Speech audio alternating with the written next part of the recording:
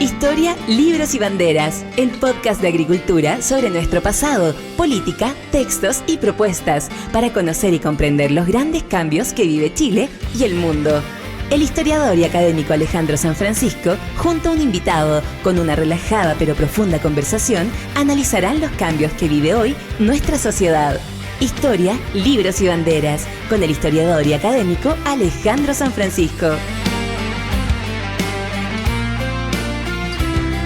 Hola, ¿cómo están? Qué gusto verlos nuevamente. Sábado 9 de septiembre de 2023. Estamos con un gran amigo y académico, Luis Valentín Ferrada. Luis Valentín es profesor de la Universidad de Chile, doctor en Derecho, pero además es investigador principal del Instituto Milenio de Biodiversidad de Ecosistemas Antárticos y Subantárticos, BASE.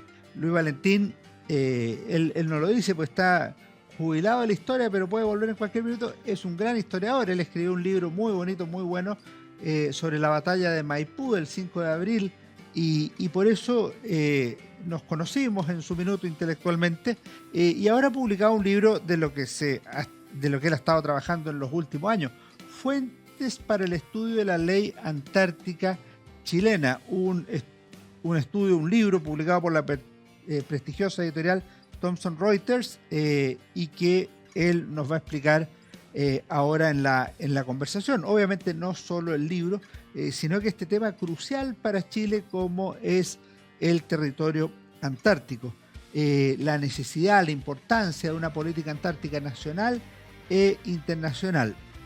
¿Quién mejor que Luis Valentín? ¿Cómo estás, primero que nada? Y gracias por acompañarnos en Historia, Libro y Bandera. Muchas gracias por la invitación. Un gusto muy grande estar aquí contigo, ciertamente. Luis Valentín, partamos un poco por el principio.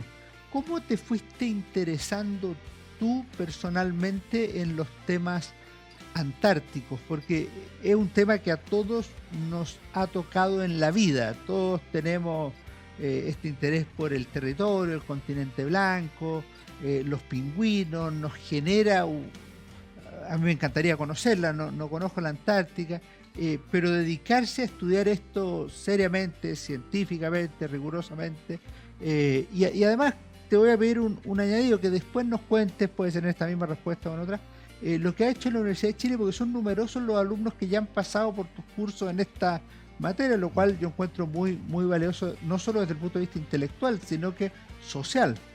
Sí, yo creo que como todo, y como tú lo decías, la Antártica es en sí mismo muy atractiva. Y entonces yo también de niño me llamaba mucho la atención y coleccionaba no sé qué recortes de diarios cuando aparecían noticias de la Antártica, pero después la vida fue por otro lado totalmente distinto. Y de hecho, cuando yo entré a hacer mi doctorado, yo quería hacer un doctorado en Derecho Civil. Y en medio de las disquisiciones doctorales, tú lo sabes, a todos nos pasan, son 4 o 5 años de vida que uno le va a dedicar a un mismo tema. Llegó un momento que sentí que me iba a poder hacer un mayor aporte, quizás esa es la palabra, estudiando un tema que tuviera más que ver con temas de derecho público. Yo había sido ayudante de Historia del Derecho, había sido ayudante también de Derecho Internacional, busqué algún tema por ahí y tengo que hacer el reconocimiento ciertamente, porque tuvo una gran influencia en esta decisión final mi señora, Miriam Duchens.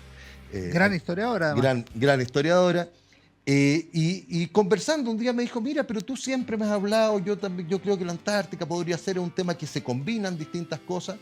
Y empecé a introducirme en estas materias, y me pasó algo muy curioso, de alguna manera, y una oportunidad muy grande realmente.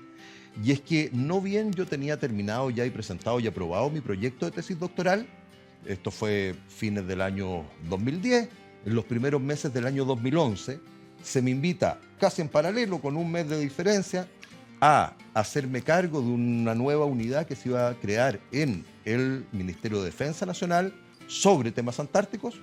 Y, qué sé yo, 2 semanas después me llama el subsecretario Fernando Schmidt del Ministerio de Relaciones Exteriores para contarme que acababan de crear. Él ya sabía que yo estaba trabajando en estos temas. Diplomático muy valioso, Fernando Schmidt. Fernando, un gran diplomático, diremos.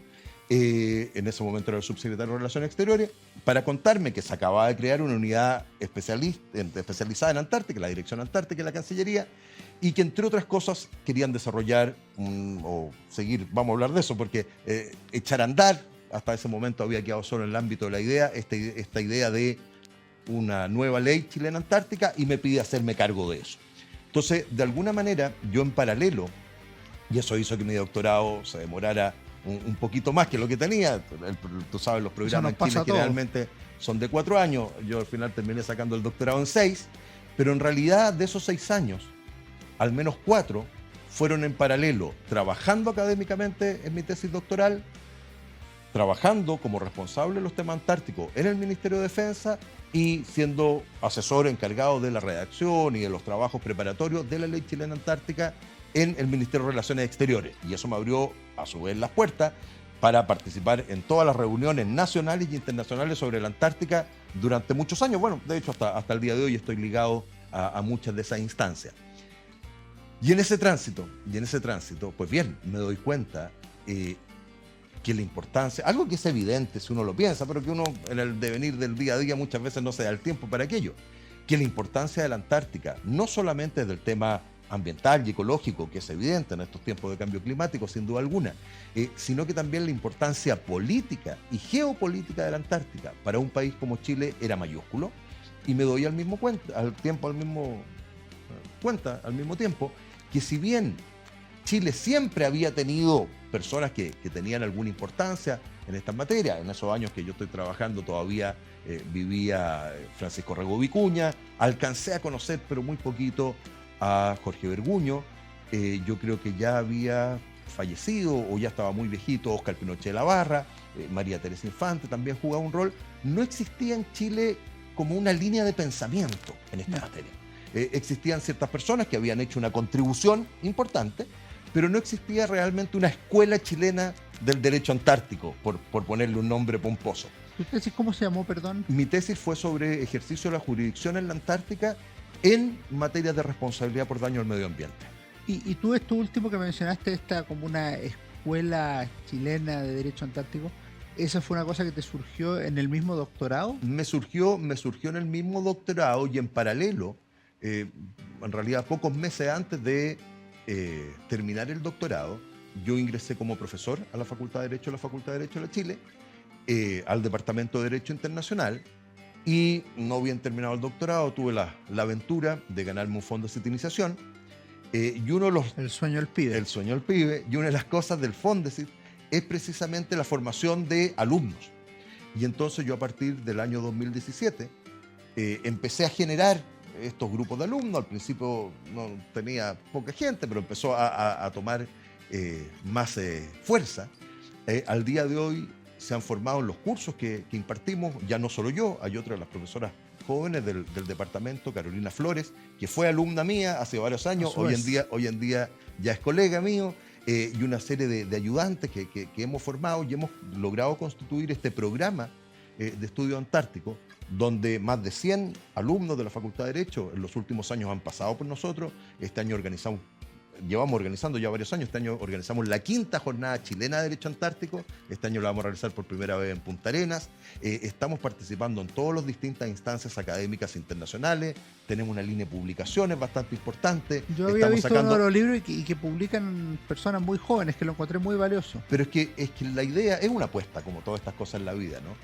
Y mi apuesta ha sido, no sé si mejor o peor, pero una apuesta muy de profesor. Y a mí me ha interesado mucho, aparte de los trabajos míos académicos, por supuesto que todos los académicos tenemos que hacer, y las publicaciones, y participo en muchas iniciativas de ese sentido, me ha interesado sobre todo proyectar a jóvenes. Entonces, por ejemplo, ahora en julio, en Lisboa, se reunió el grupo especialista de Humanidades y Ciencias Sociales en tema antártico del Scientific Committee on Antarctic Research, que es la reunión más grande de gente de todo el mundo que estudia estos temas.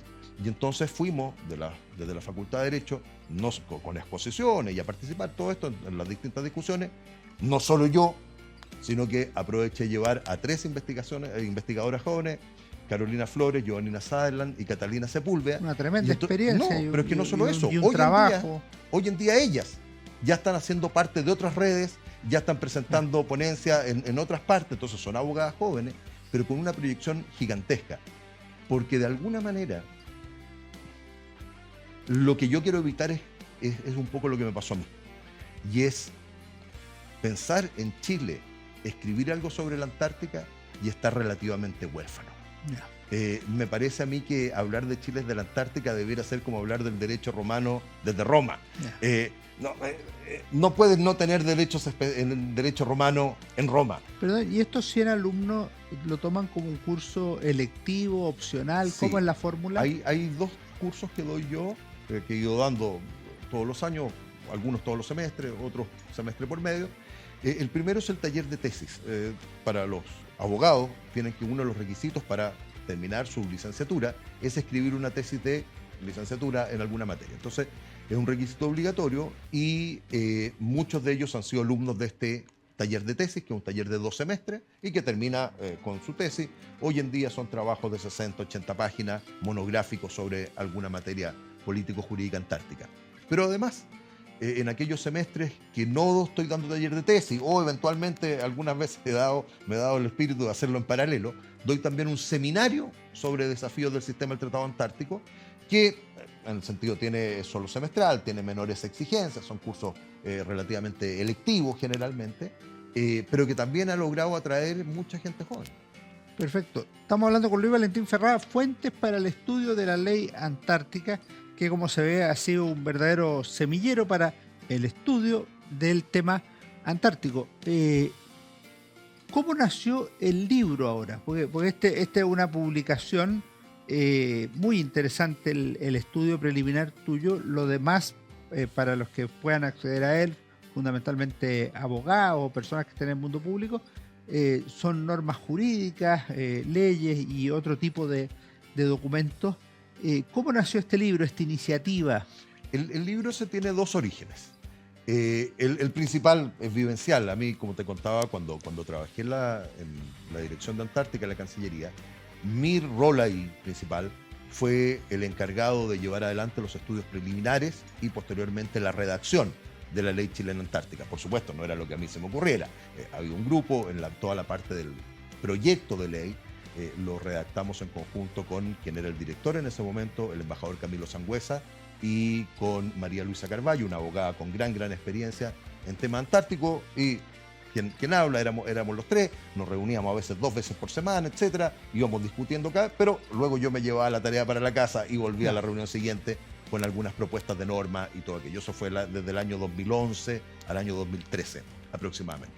Entonces, en ese tiempo, por supuesto, fui reuniendo mucho material y luego, una vez que ya se inició el proceso propiamente de discusión legislativa en el Congreso, yo ya había renunciado a la Cancillería y ya me había reunido todos mis esfuerzos en la Facultad de Derecho, pero seguí toda esta discusión muy de cerca y luego, el año 2018, la Cancillería volvió a encomendarme que me hiciera cargo de la parte final de la tramitación del proyecto de ley. Entonces, nuevamente, todas esas experiencias me permitieron ir reuniendo mucho material, que en sí mismo, desde el punto de vista de la historia del derecho, desde el punto de vista de quienes se interesan ciertamente en los temas antárticos, en sí mismo es valioso.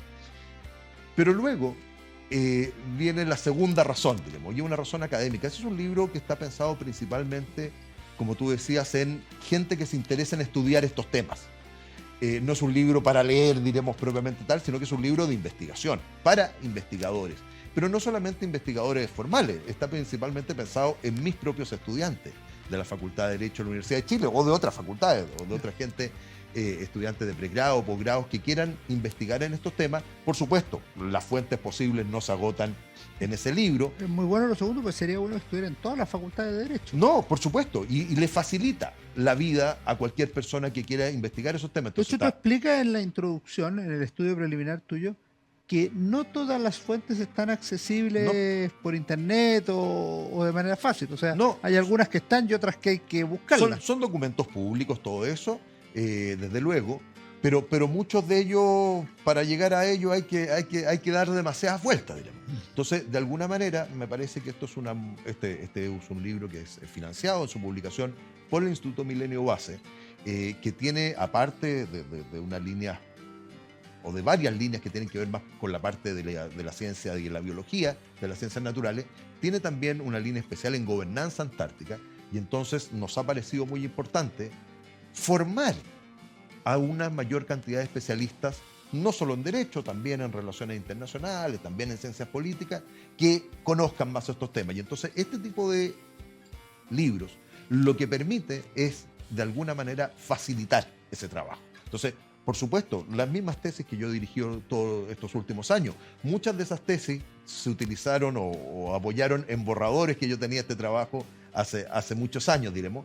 Pero por supuesto hay que complementarlas con entrevistas, hay que complementarlas con medios de prensa, hay que ver otros documentos, eso. Pero me parece que hay un muy buen inicio para cualquiera que quiera investigar al respecto. Tengo la pregunta del millón, así antes de irnos a una pausa, en 2 minutos. ¿Conoces la Antártica? ¿Has estado en el continente blanco? Mira, ¿estuviste ahí? He tenido la oportunidad de estar ahí. ¿Qué te parece? Es difícil describirlo, sin que suene demasiado pomposo. Creo que lo que uno pudiera decir es que de una belleza apabullante.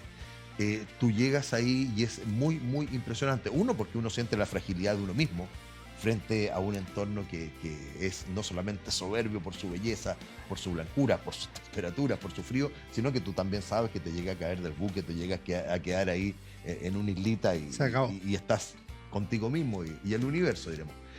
Pero además es realmente muy alta la Antártica, es muy, muy alta. Y los barcos que se ven tan grandes cuando están en el puerto de Punta Arenas, antes de zarpar, cuando llegan a la Antártica se ven muy pequeñitos frente a todo esto, y es una impresión. Me parece a mí que hay, bueno, de hecho hay muchos literatos que han trabajado estos temas, ciertamente. Es un medio ambiente, un entorno que a uno lo hace enfrentarse con uno mismo. ¿Fuiste en una expedición oficial, académica, investigación? Fui en una expedición oficial cuando trabajaba yo en el Ministerio de Defensa. Recorrí prácticamente todas las bases chilenas en el territorio chileno antártico. Me pareció que era, y el subsecretario que fue el que me envió, le pareció que era muy importante que yo hiciera eso, pero además hoy en día a través del Instituto Emiliano Guas estamos enviando a otros jóvenes abogados también a conocer eso, porque, y con esto termino, porque es muy difícil hablar sobre normas que rigen conductas en un territorio que uno no conoce. Me parece. Vamos a seguir hablando de esto, volvemos en un momento en Historia, Libros y Banderas con Luis Valentín Ferrada. En nuestra obra Historia de Chile 1960-2010 de la Universidad San Sebastián encontrarás un análisis sobre la crisis y ruptura de la democracia chilena antes de 1973, la creación de un nuevo orden institucional y la democratización y desarrollo del país en las últimas décadas. Conoce más en uss.cl. En CMPC llevamos un largo camino fortaleciendo nuestro trabajo, lo que nos ha permitido desarrollar distintas iniciativas junto a comunidades, por ejemplo, con la recuperación de un árbol extinto o el restablecimiento de agua potable en zonas rurales, la conexión del turismo y cultura a través de una sola ruta, o también el desarrollo de envases reciclables y amigables con el medio ambiente. Son esos y otros desafíos los que hoy nos permiten creer en el valor de las soluciones inspiradas en la naturaleza. CMPC, creando valor natural. Conoce más en cmpc.com. Seguimos conversando con Luis Valentín Ferrada en Historia, Libros y Banderas, fuentes para el estudio de la Ley Antártica, que es de 2020 y entró en vigencia en marzo de 2021. Luis Valentín, te quería preguntar, ¿qué normas hay antes de esta ley que tú consideres particularmente relevantes? Unas 2 o 3 que me puedas decir.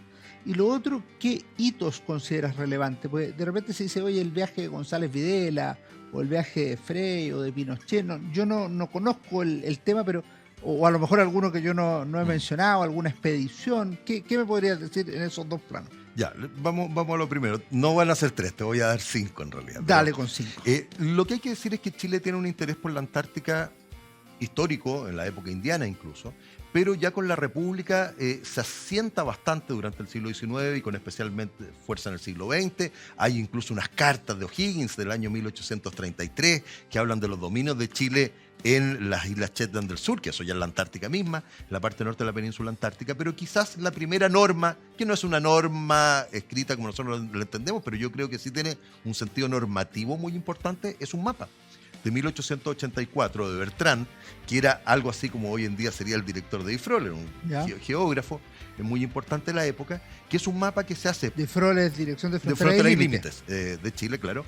Y es un mapa que se hace, y es el título, Mapa para los colegios de Chile, etcétera, un mapa que se repartió por muy todo notable. Chile a fines del siglo XIX, y que dibuja la península antártica como parte del territorio nacional. Perfecto. Entonces, no es una norma propiamente tal, pero yo creo que eso es la primera antecedente normativo importante.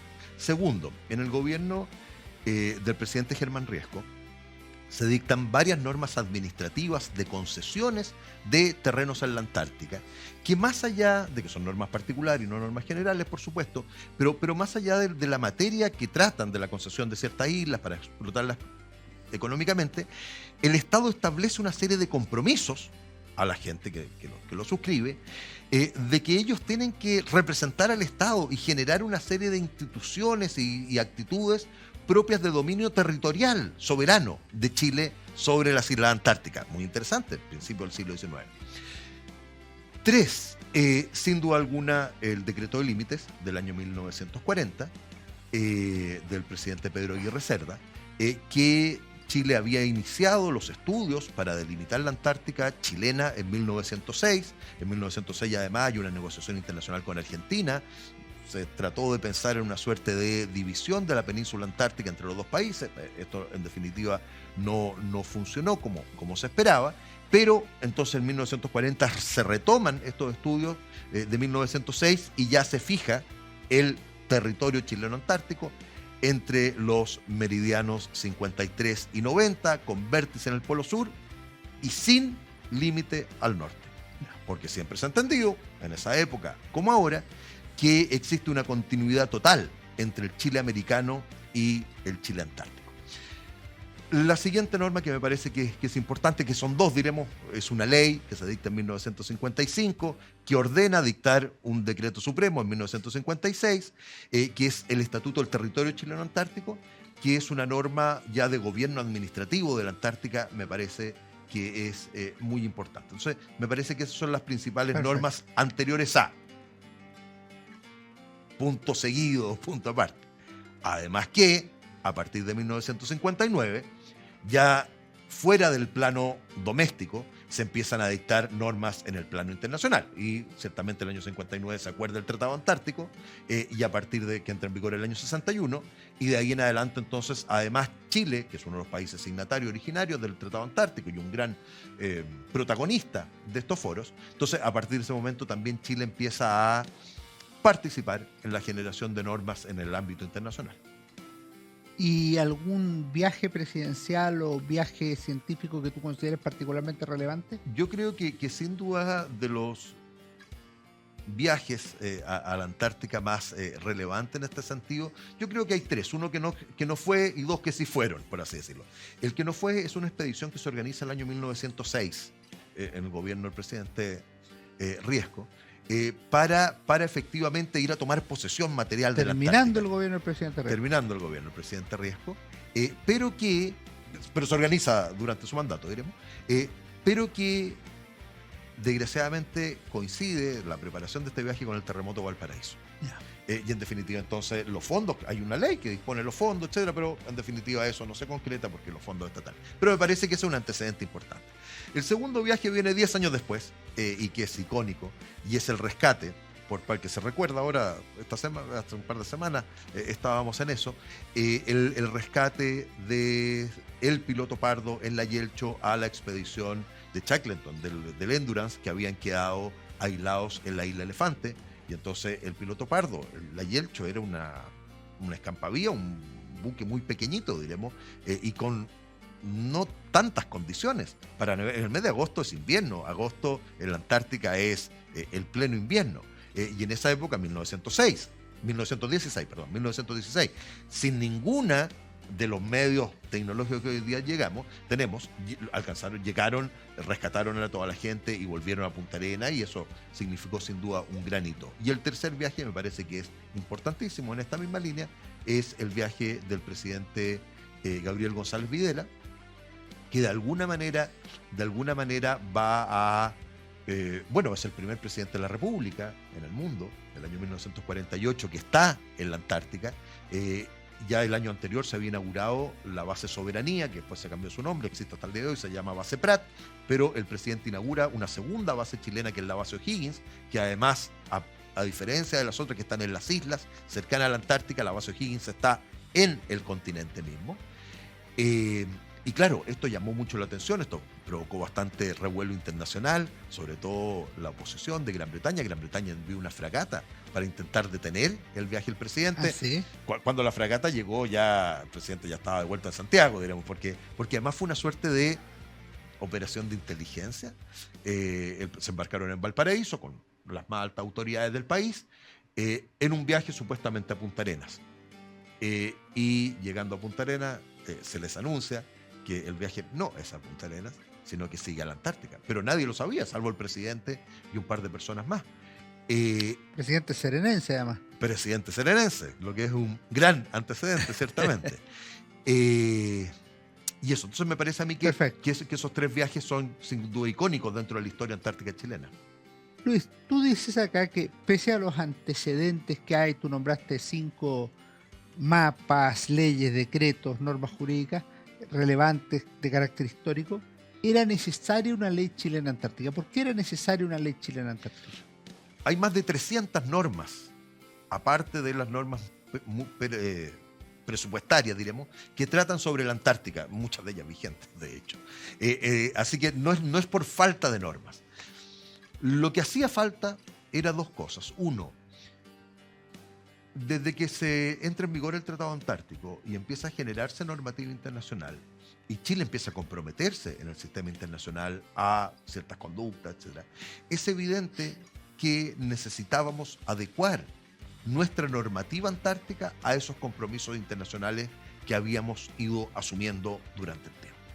Pero luego, muchas de estas 300 normas son normas relativamente antiguas, incluso de mediados del siglo XIX, del siglo XX, o algunas incluso del fin del siglo XIX, que no dan cuenta de la realidad del Antártico hoy día. Entonces, era necesario armonizar las normas que existían, era necesario actualizar las normas que existían, y era necesario caminar en una senda que es difícil, y que requiere mucho tacto y mucha prudencia. Y es cómo combinar los elementos puramente nacionales con los elementos internacionales.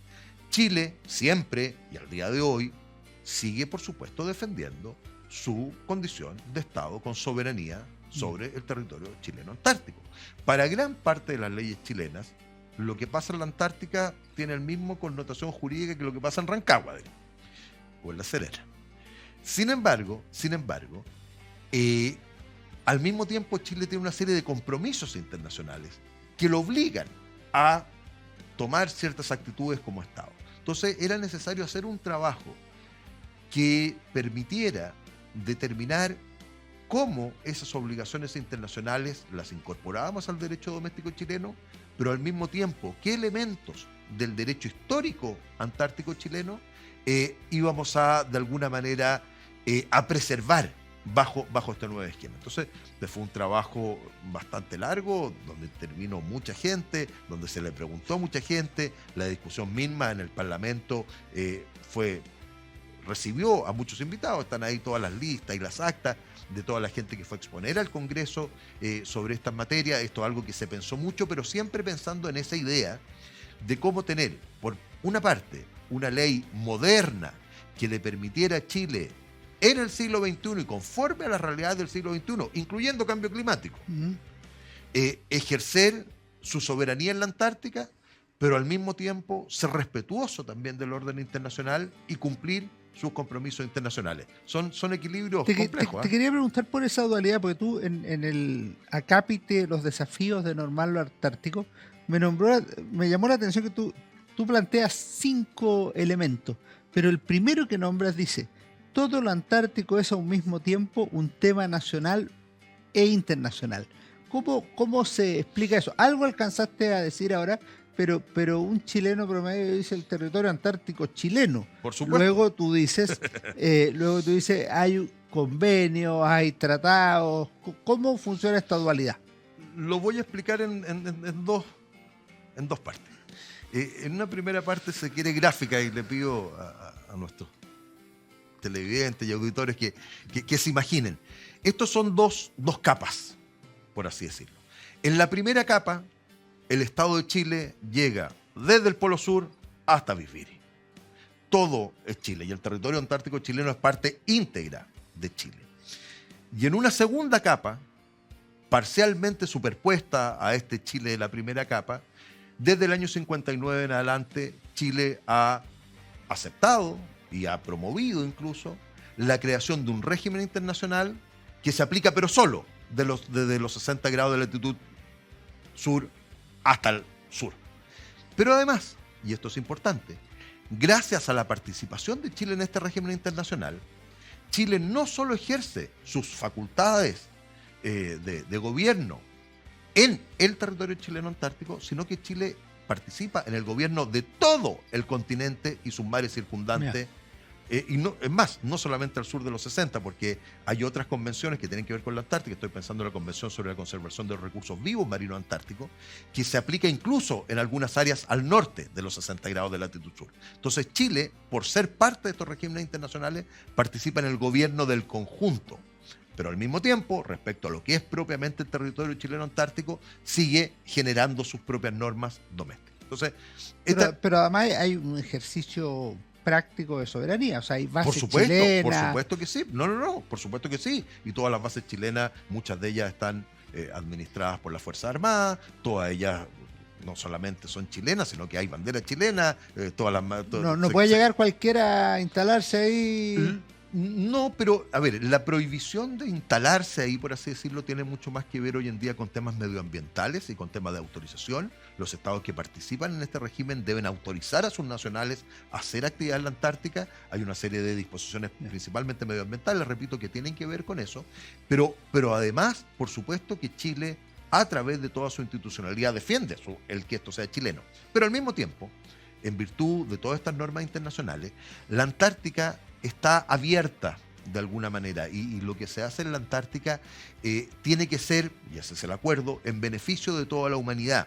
Entonces no hay una prohibición por nacionalidad, hay una prohibición por justificar que las actividades que se vayan a hacer cumplan los parámetros que se han acordado para aquello. Entonces, la actividad científica, hay muchísimos países que realizan actividad científica, el establecimiento de bases científicas, si se cumplen determinados, porque en la Antártica no pueden haber bases militares. Los militares que están allá en la Antártica están cumpliendo funciones no propiamente militares. Es como cuando los militares ayudan en las inundaciones, por ejemplo.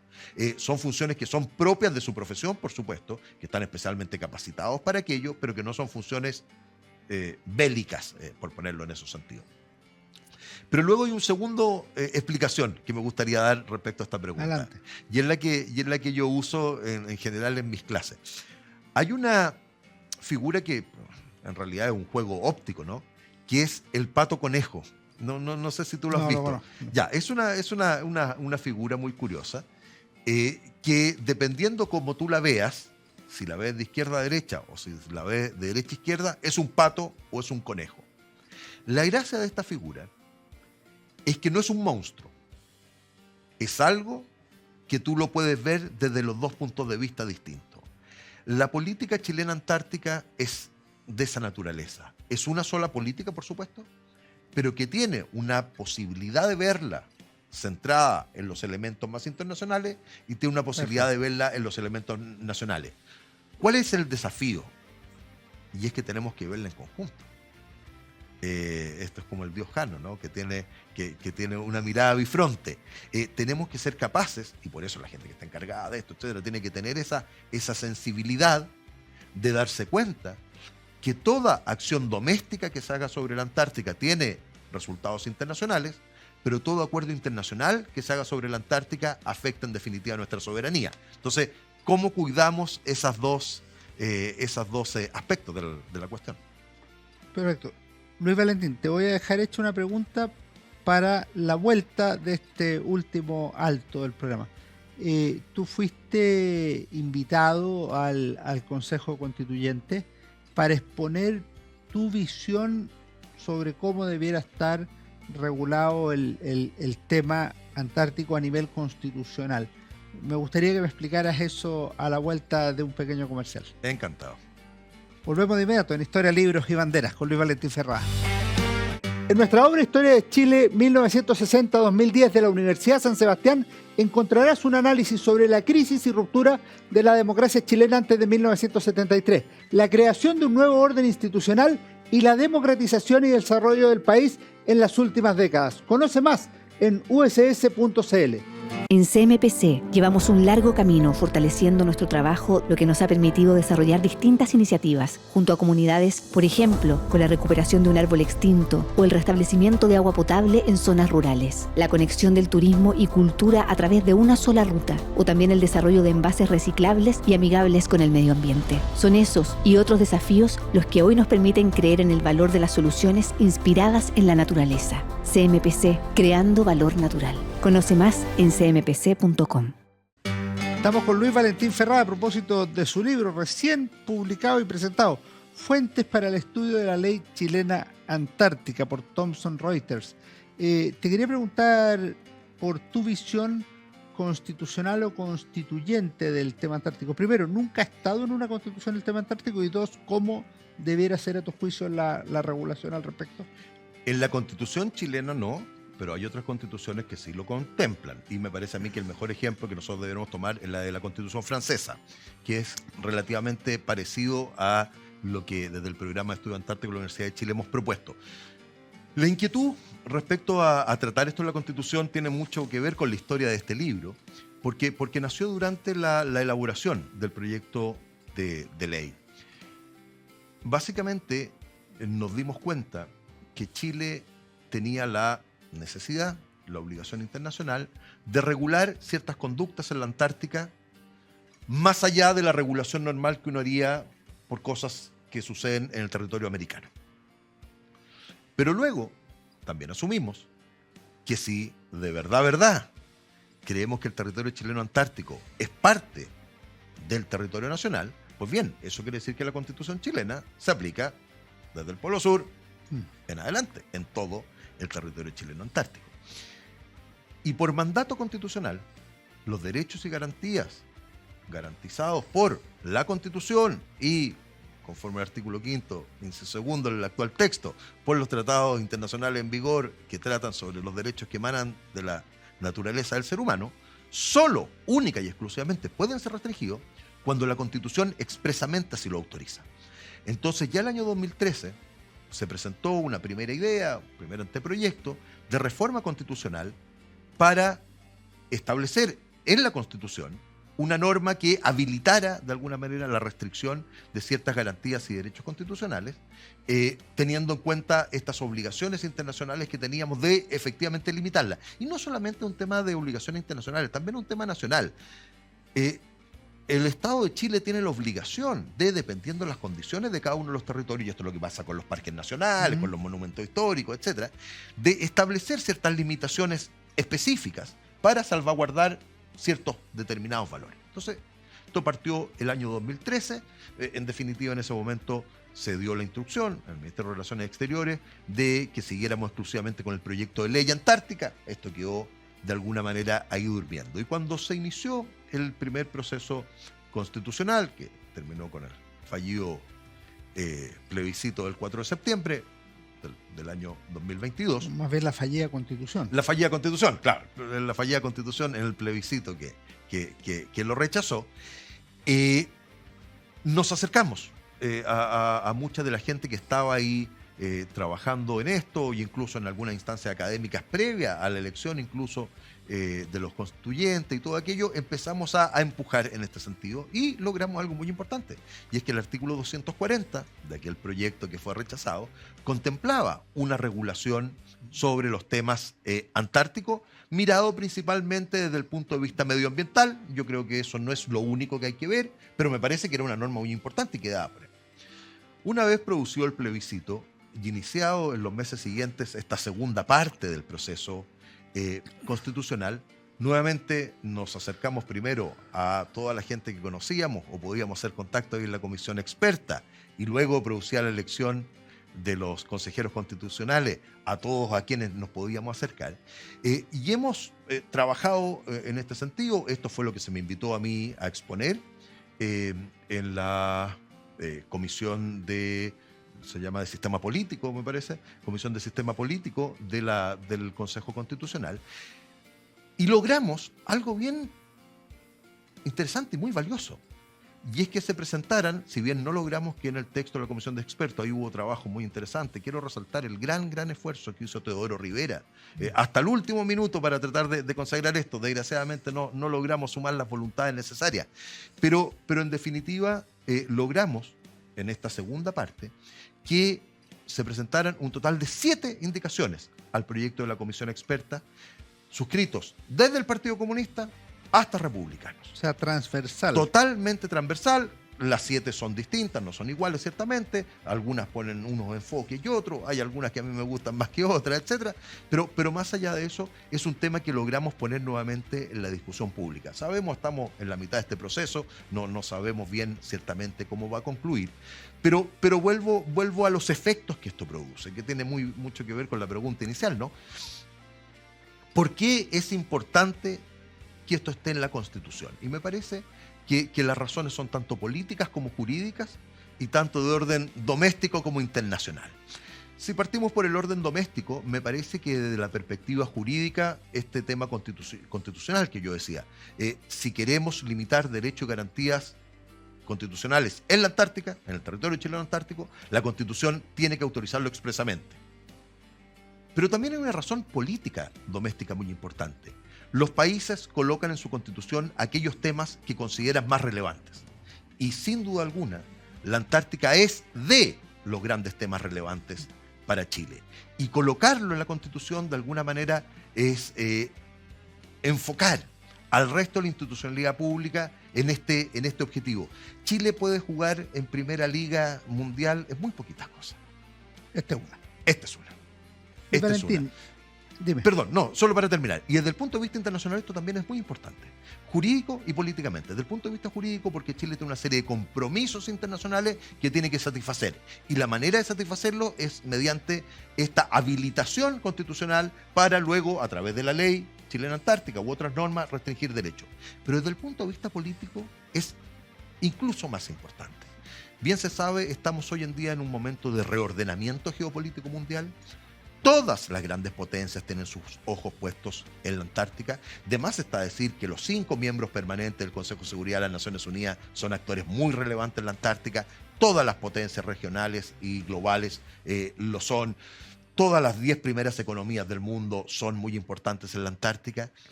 Y Chile, que tiene una posición privilegiada y una historia privilegiada, que es un actor bastante imprescindible en materia antártica, este es el momento en que tiene que levantar bandera. Este es el momento en que tiene que levantar bandera y, como decía, esta es una frase de Gabriela Mistral, recordarle a los olvidadizos y a aquellos pasados de listeza que el territorio chileno antártico es chileno. Perfecto. Luis Valentín, aparte de este desafío que podríamos llamar un desafío constituyente o constitucional, ¿qué otros desafíos pendientes ves en Chile? Pueden ser de naturaleza jurídica o de otro tipo respecto del tema antártico, tanto a nivel nacional como internacional. Mira, yo creo que, a ver, ahí vamos por lo internacional. A mí me parece que el gran problema que tenemos a nivel internacional, pero esto no es nuevo, esto viene arrastrándose, ha ido tomando más forma, pero viene arrastrándose en los últimos quizás 20 años o más, es que de alguna manera los foros del sistema del Tratado Antártico sigan celebrándose las reuniones año a año, pero han ido perdiendo un poquito el impulso. Va costando más llegar a acuerdos. Y en algunas materias, por ejemplo, la designación de áreas marinas protegidas, está muy, muy lento. Y en varias otras materias está muy, muy lento. Piensa tú, por poner solo un ejemplo concreto. En todos estos foros son países que participan en los procesos de toma de decisión, Rusia y Ucrania. China y Estados Unidos, etc. Entonces, toda esa realidad global ha impactado de alguna manera. Entonces tenemos ahí un desafío y es cómo volvemos a tomar el ritmo que históricamente esto había tenido. En el plano nacional, me parece que hay cosas que son más orgánicas y cosas más materiales. en términos orgánicos, a mí me parece esencial, de prioridad número 1, que se hagan las reformas necesarias para que la actual división de asuntos antárticos de la Cancillería tenga un mayor peso político.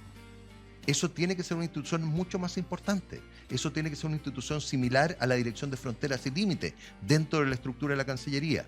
Eso tiene que estar a cargo de una persona que pueda permanecer en su cargo por 9, 10 años. No. Si no, es imposible mantener políticas a largo plazo. Hoy en día son diplomáticos que están 1 año, 1 año y medio, 2 años y se van.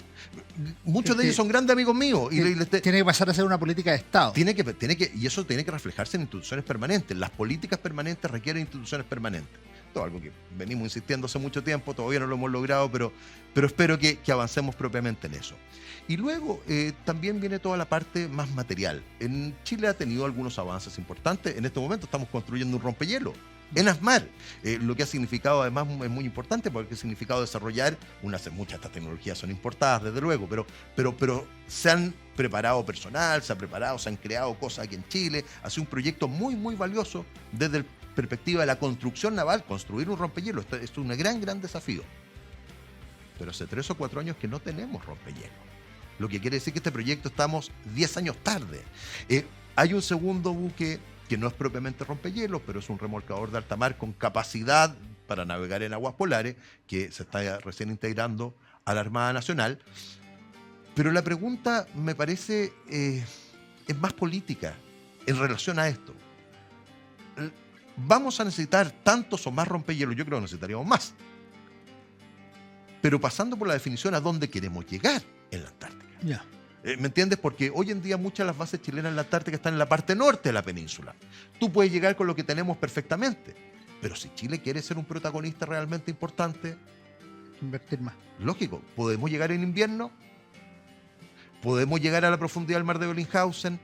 Esas son las preguntas que hay que hacerse. Y con esto termino. Y en tema de bases, si bien hay algunos esfuerzos que se han hecho en los últimos años, estoy pensando principalmente en Base O'Higgins, que se hizo una reforma bastante grande hace no tantos años atrás, en la última década. Estoy pensando ahí arreglos no tan grandes, pero arreglos importantes que se le han hecho a Base Prat. Pero Base Frey, que es la puerta de entrada, y es en la isla Rey Jorge, que es donde está el aeródromo Teniente March, está en muy malas condiciones. Hemos tenido que, hace el año 2018, se ha tenido que deshabitar Villa Las Estrellas. Eso es gravísimo desde el punto de vista geopolítico. Eso es gravísimo desde el punto de vista geopolítico. Pero claro, si el Estado no fija ahí sus atenciones, va a ser muy difícil subsanar aquello. Se nos fue el tiempo.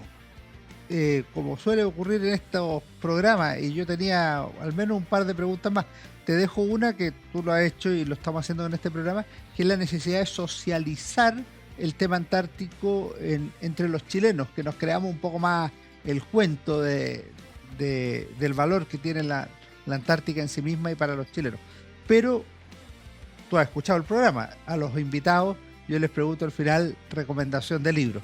Para mí, para la comunidad de Historia, Libros y Banderas, Luis Valentín Ferradas, ¿qué libro nos recomienda? Me voy a atrever a hacer una reflexión previa muy breve. Desgraciadamente uno tiene que leer tantos libros para el trabajo que muchas veces no tiene tanto tiempo para leer cosas más allá de. Pero hay un libro que he estado leyendo lentamente, un libro no es nuevo, pero que me ha parecido muy muy interesante, que se llama Acero, Gérmenes, de Jared Diamond. Sí, lo ubico, perfecto. Sí, y que es muy interesante porque es un libro escrito por un biólogo, es un libro de historia, pero escrito por un biólogo, en donde él trata de explicar cómo es que ciertos pueblos han progresado más en la historia de la humanidad que otros, y en definitiva dice, mire, esto tiene que Armas, gérmenes y acero. Armas, gérmenes y acero. Esto tiene que ver principalmente con las condiciones naturales de los sectores donde se desarrollaron estos distintos pueblos. Me parece un Perfecto. libro... ¿Alguno más? Rápidamente. Sí, yo creo que hay que volver a leer los clásicos. A ver. Yo creo que hay que volver a leer los clásicos y va a sonar raro, pero tú sabes que yo sobre mi violador, ahí al lado de mi cama, tengo el Quijote. Bien, un librazo. Tengo el Quijote y yo creo que Un maestro. Yo creo que hay que leer las cosas nuevas, por supuesto, pero no hay que abandonar los clásicos nunca. Yo te voy a regalar un libro nuevo. Me parece, eso es muy bueno. Lo presentamos en la Universidad San Sebastián el lunes. Seguramente te contó la Miriam, que es coautora de este libro Historia de Chile 1960-2010, que es una obra colectiva con José Manuel Castro, Milton Cortés, la propia Miriam Duchens, Gonzalo Lario, Ángel Soto, yo que soy el director general, y Montserrat Risco. Hicimos los tomos 5 y 6. Con Milton Cortés y José Manuel Castro y yo hicimos el gobierno de Allende, la Unidad Popular y la crisis de la democracia en Chile 1970-1973, que es una contribución a Muchísimas pensar gracias. históricamente la crisis de la democracia en Chile en los 50 años del 11 de septiembre. Así que... Muchas gracias, realmente. Lo vamos a leer con mucho gusto. Perfecto. Luis Valentín, no sabes las gracias que te doy por habernos instruido en este tema y te animo a seguir ahí en base y en la Universidad de Chile haciendo esta excelente labor que estás realizando. Muchas gracias. Y repetir tus palabras. La necesidad de antartequizar Chile. Estamos en eso. Ustedes no se vayan porque viene mi recomendación de libro para esta semana en Historia Libre y Bandera. Hola, ¿cómo están? Soy Alejandro San Francisco. Estamos en pleno mes de la patria y por eso mi recomendación de esta semana será Nación y Conciencia Nacional de Ricardo Krebs. Qué gran historiador y qué gran persona fue don Ricardo, un chileno más pese a su formación alemana de toda la vida. Amó a Chile y su historia de nuestro país. Nación y Conciencia Nacional, Chile visto por algunos viajeros alemanes y austríacos, identidad chilena. Este libro además cuenta con una bibliografía muy completa que hizo Camilo Alarcón y José Manuel Castro sobre el historiador, Premio Nacional de Historia, y además un estudio introductorio que preparé yo sobre el historiador y humanista que fue Ricardo Krebs. Además, por último, una entrevista de Pilar Larroulé y yo que le hicimos a don Ricardo hace ya algunos años, una entrañable conversación. En este mes de la patria hay mucho que hacer, hay que celebrar, hay que bailar, hay que recordar lo que nos une, las tradiciones, el Te Deum, las fiestas nacionales, las chinganas, pampillas o ramadas, la parada militar, cuántas cosas, pero también hay que leer Nación y Conciencia Nacional en Chile de Ricardo Krebs. Creo que es una gran obra para este septiembre de 2023. Que estén muy bien, nos vemos en nuestro próximo Historia Libre y Bandera. Fue Historia, Libros y Banderas con Alejandro San Francisco.